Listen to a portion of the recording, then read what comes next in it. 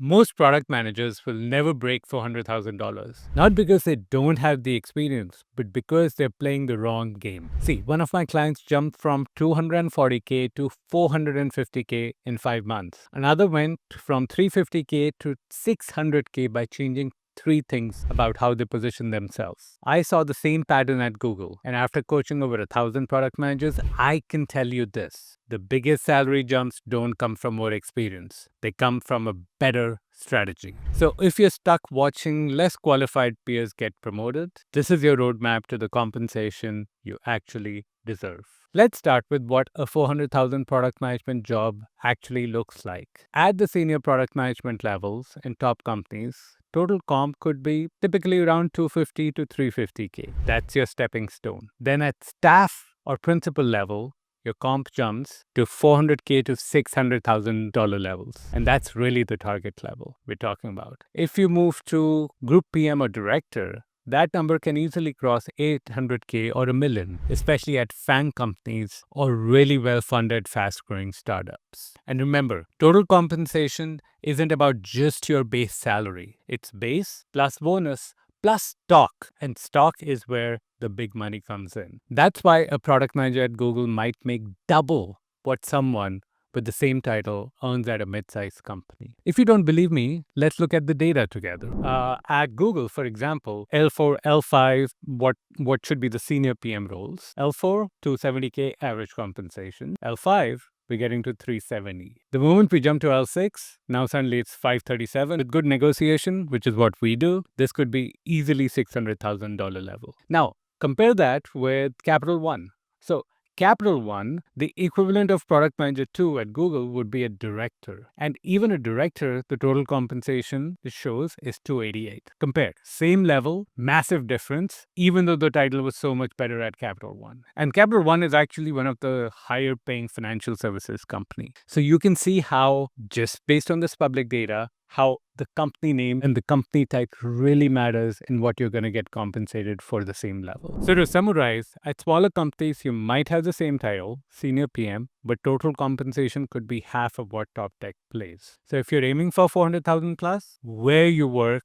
matters as much as what you do. Let me give you a few real examples without giving away their compensation. So Ayush Rastogi went from financial services to Coinbase, a top fintech company, and his compensation, well, there took a massive increase. Gareth went from working at startups to becoming director of product at Twilio, another massive compensation bump. Now, the common theme is that they shifted into high scale, high growth tech environments where compensation reflects impact, not just experience, and where they had all these sort of things like stock that added to their compensation. Now, if you're watching this and thinking, hey, I want to get to these 400,000 plus roles, but I don't know how to position myself or navigate this market. I run the most successful product management career coaching program in the world. We've helped over 1,000 product managers land roles at Google, Meta, Amazon, fast-growing startups, and beyond. I'll tell you more about this, how we can help at the end of this video. But first, let's talk about why most product managers never reach $400,000. Here's the hard truth. Most product managers think they're climbing the ladder, but they're actually on a treadmill. The first mistake,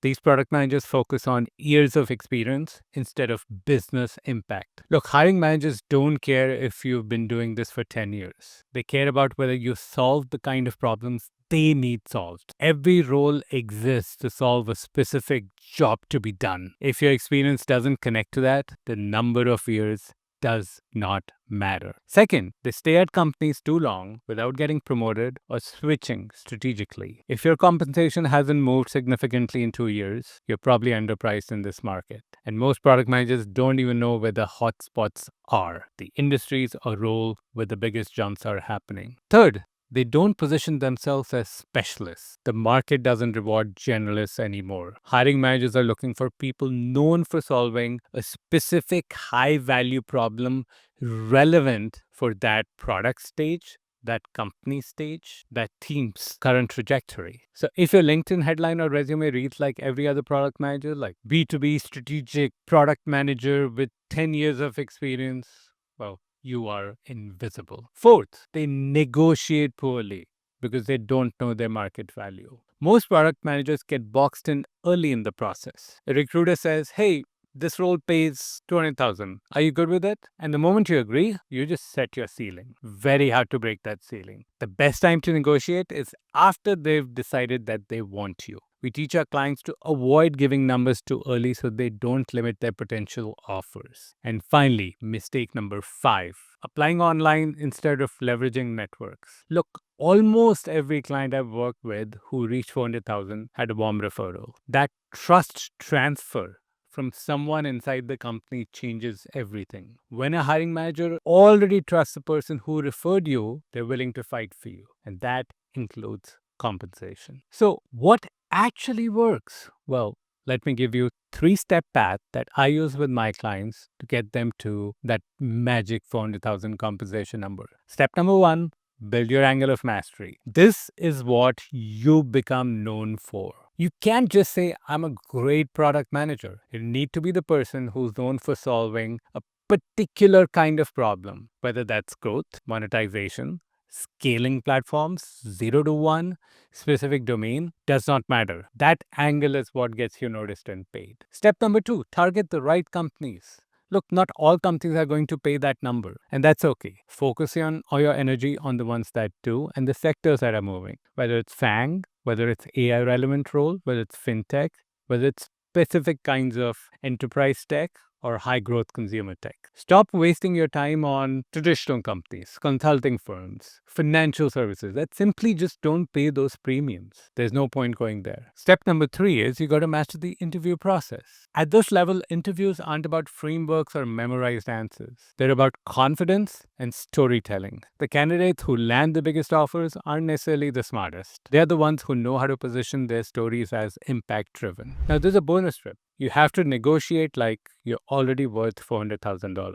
See, most product managers leave 50 to 100K on the table because they underestimate their leverage. Once you've built that credibility and positioned yourself as a specialist, you've earned the right to negotiate assertively. If you're strategic, you can make this transition quickly, like in a few months. If you're not, this transition is going to take you 5 years or more. Now, let's talk about where those jobs actually are. At FANG companies, 400,000 typically starts at staff product manager level, which is L6 equivalent at Meta or Google. At high growth startup, senior and staff PMs can cross that range, but if there's significant equity upside and there's an exit event. If there's no exit event, you're only getting base salary plus bonus. So there's a massive difference there. In many enterprise tech companies, these opportunities exist. So Salesforce, Intuit, Atlassian, ServiceNow, you'll see principal PMs comfortably earning north of $400,000.